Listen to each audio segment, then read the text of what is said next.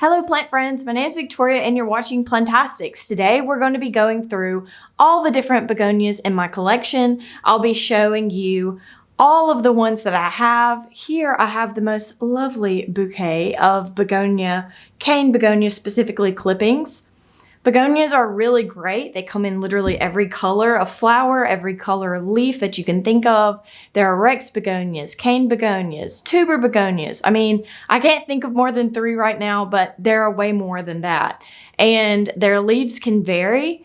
They can have angel wings, which are what I have mostly, or they can be feathered out, like almost looking like a fern. So there's a really great variety, and they're really easy to care for. You can put them on your front porch, your back porch, you can have them inside. Your imagination is really your limit. You can exclusively collect begonias like some people do. They're really fascinating. You can create your own hybrids. It's pretty easy. The flowers are male and female, which is kind of cool, but there aren't only female or only male plants. So that is really interesting. So I'm going to start with my only Rex in my collection. This one is Pied Piper. Now, Pied Piper is really, really cool because it has all of the things that you would want in a fall plant. Now, this is not a seasonal plant. I say it's a fall plant because you have all these different colors. You've got oranges and reds and yellows and greens, and the colors on this plant are entirely light dependent. You can see some of the lighter colors here, and they were produced and formed and hardened off when there was less light. And here you have these darker red, almost black speckled parts. And those hardened off and were formed whenever they were under the Barrina T5s. Now, this plant is pretty resilient. It did not get water for 5 weeks because it unfortunately was just overlooked. It was kind of in a corner, and it survived. So there are these root-like things here. This is not a tuber, by the way. But as long as this is still firm and is not mushy or completely dried up, you have a chance. So all the leaves on this plant completely died back, and with just some water and some light, I was able to get this one to come back. Now, the other begonias in my collection are all cane angel wing begonias. Well, Victoria, why do you have cane angel wing begonias? I think they are so beautiful, and that's why I have so many of them. I first really got into angel wing begonias when I went to a swap, and there was this lady, and she had all of these begonias, and she had clippings, and they were rooted cuttings. So that's how I started my collection. Succulents in exchange for her begonia cuttings. So I'm going to start with the difference that I have in my collection in terms of the cane begonias that I do have. And that is that I do have some that are terrarium plants, and then I have some that can just live anywhere. Your front porch, your back porch, in your house. Basically, they're going to be okay with ambient humidity. Now, when I say I have terrarium begonias, that means that these begonias require higher humidity. Unless you have the best humidifier ever, you're going to probably want to keep these in some kind of an enclosure. They need upwards of 50% humidity. 60, 70 is really what they love. 80% and they're just in heaven. So these next 2 begonias that I'm going to be showing you are in that category. So here is the Darth Vaderina green spot hybrid. And it is half Darth Vaderina, and then the thing that it's crossed with, I will put on the screen here. But basically, it is more stable than the Darth Vaderina because it does not have the issues with leaf melting. And I do have it in an enclosure. I took it out just to show you. And I love how the leaves start off really red and then they darken up. Now, it is called the green spot hybrid. Mine doesn't exactly have green spots. They're more of a different color, but you can see that this one's really happy. I actually have a terrarium on my desk, and that's where the mother plant is. This is just 2 different cuttings, and it is in full bloom. And the cuttings are also blooming, if you can see that there.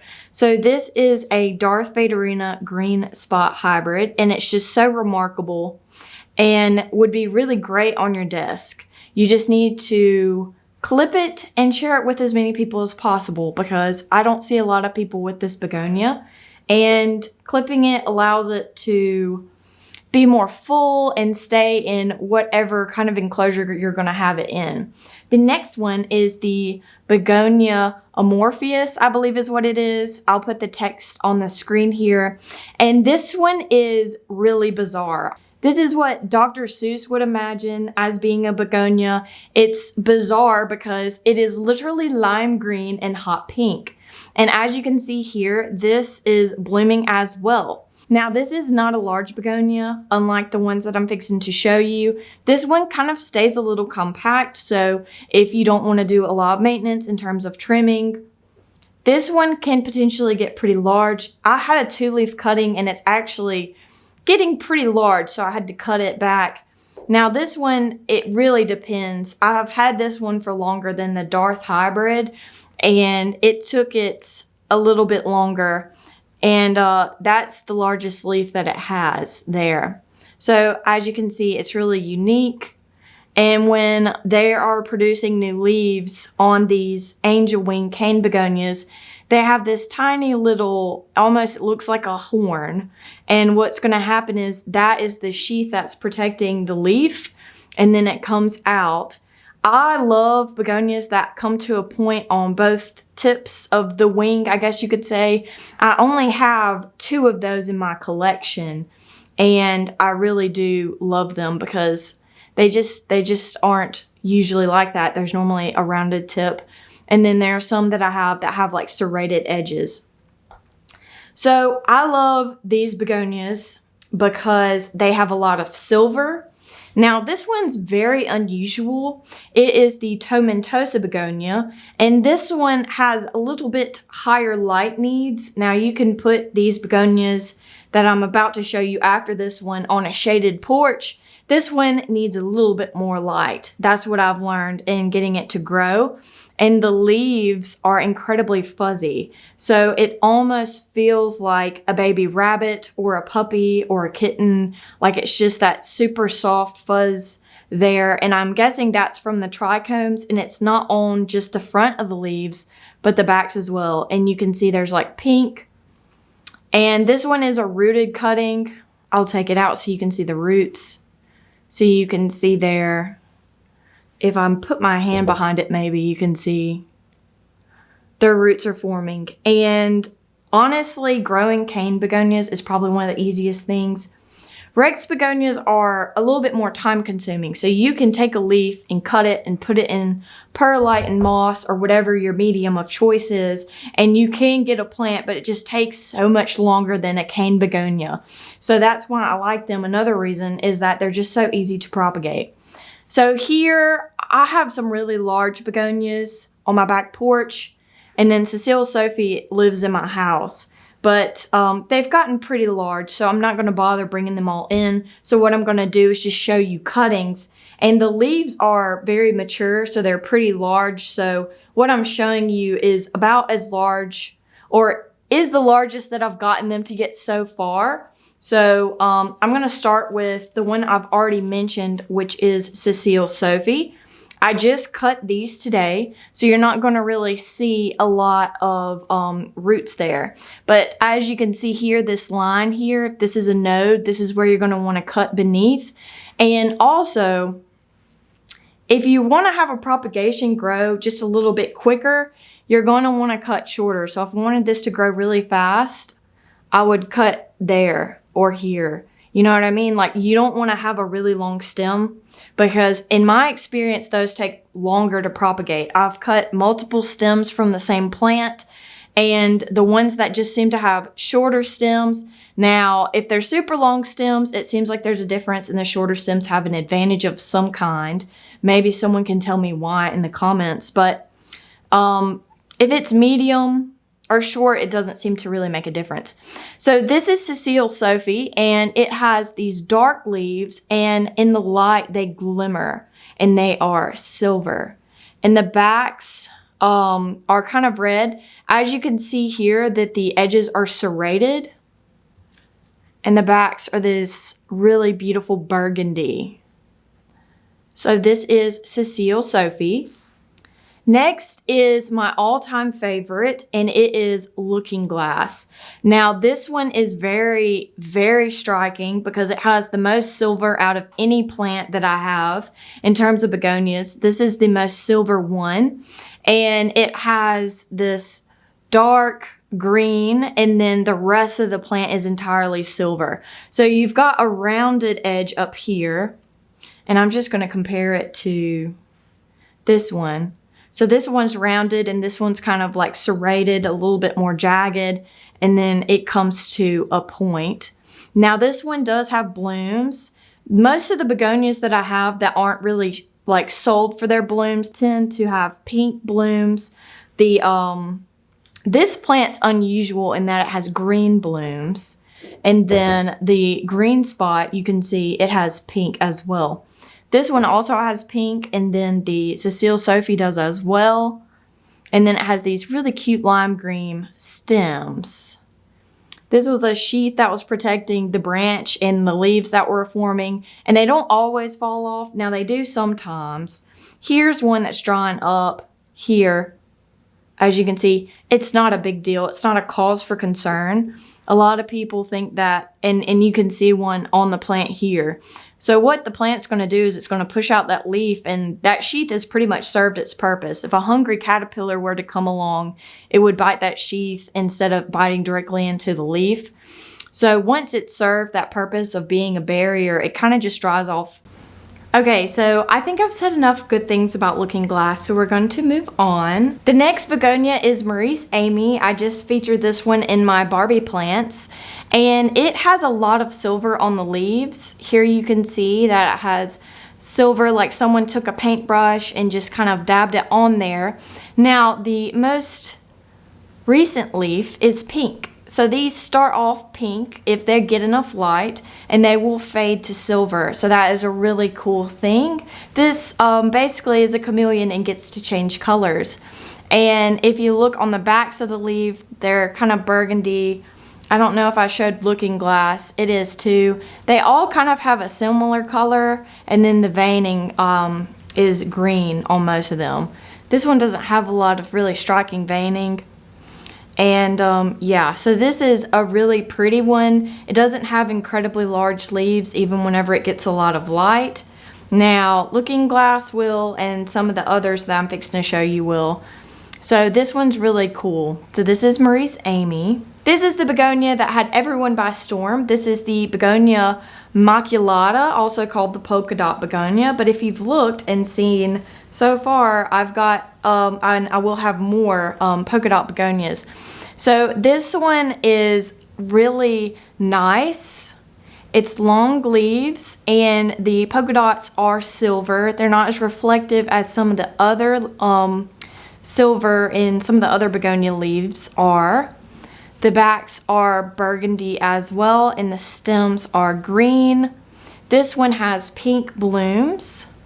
So this is the Begonia Maculata. This begonia is unusual because I cannot figure out what its name is. It is not my special angel because it doesn't come to a point on both ends. And it has cute little polka dots, and they're silver as well. And you can see there are flowers here. They are white, and then as they mature, they turn pink. And this one kind of stays a little stout. This one doesn't really grow up a lot. So this is the mystery begonia. I'm thinking about just naming it myself. I don't know what I'd name it.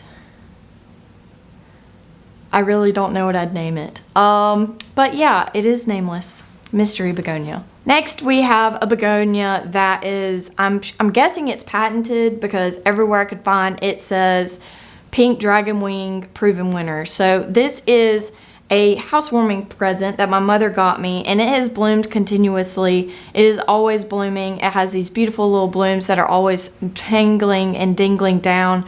Now this one seems to just grow up. It really grows up a lot, and it is a prolific bloomer. Now the others that I've showed you, they will bloom as well, but they need more encouragement. Like they need to be fed every week or two. They need to have sufficient lighting. This one just blooms. Like if it has leaves, it's going to bloom. So it's really, really pretty. Next is the torch begonia, and it is really unique because it is a little bit darker. It's kind of like Cecile Sophie. It's not dark as the Darth Barrina hybrid, but it is pretty cool. Now this one blooms a lot too. This one doesn't bloom as much as the pink Dragonwing, but it does bloom, and the backs of its leaves are, they're like purplish burgundy. If you notice, they all are. This is the only one that doesn't have different colored backings. It's green on the front and the back. And yeah, you can see all of these are fresh new leaves. These are all top cuttings, so this sheath here hasn't dried out yet. So this is the torch begonia. Now I'm going to just talk and show you footage of the other two begonias that are cane begonias, and one of those is this really beautiful striking polka dot one. I've had an uphill battle with this one. The greatest success that I've had is since I've put it into my terrarium back here. I did, as soon as I got it, propagate it and share it with one of my longtime favorite online people to swap with. So I got a bunch of pinks, she got a bunch of begonias. Perfect trade. So that one has done really well since I propagated it the very first time. I also have another Darth Barrina hybrid. I had it in a smaller enclosure. Something ate it in the little enclosure that I had it in, so I destroyed that and repurposed that apothecary jar basically, and I have it in there. So that's the other Darth Barrina that I have. It's a hybrid, so it's not pure. And then I also have another begonia, and it is called Magiya, and it's very interesting because they sent me 2 plants, and I have divided it many times. Now I haven't shared this one with anybody because no one really has asked for it, but I have like 5 or 6 of the Magiya plants, and it's really interesting because it is incredibly light dependent. Now there are times when people really struggle to identify begonias, and it's because the features of begonias in that specific variety can vary depending on light sometimes, the different conditions. Now, if you have a thematophyllum, you're going to be able to identify it. And it's because it's so characteristic. Now, the coloration can vary just so very much on these. Like, if the colors were different on this one, it would be Don Miller, which is basically the only silver version of this. And they are basically kind of like begonia twins. So that's something just to know, is that sometimes you can misidentify a begonia. Sometimes you'll buy one and then take it and put it maybe in better or worse growing conditions, and it be unrecognizable. And that basically is just because the photo that they have is just of that plant and under those circumstances. And something that I kind of wish people would do is take a picture of a begonia with different lighting conditions, like very low light, medium light, high light, one that's fed, one that's not, because they can vary so very much.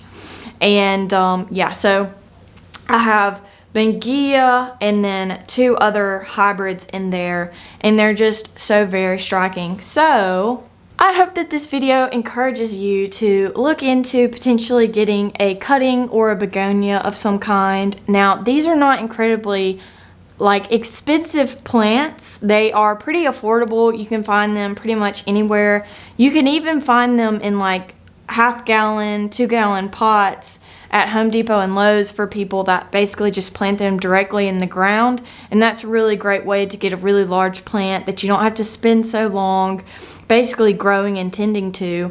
But yeah, they're really great. They're one of my favorite plants because they're really easy to share. So I can just share these. Somebody can grow a whole new plant from this pretty quickly. The Rex you can as well. It's just going to take a bit more time and a bit more patience.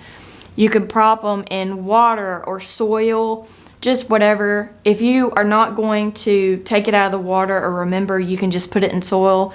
And as long as the soil is moist enough and not like hard like a rock and dry, it'll be able to create its own roots. So yeah, I hope you get a begonia. I hope you like this video. I hope you subscribe to my channel. And I hope that I can see you in my next video. Goodbye.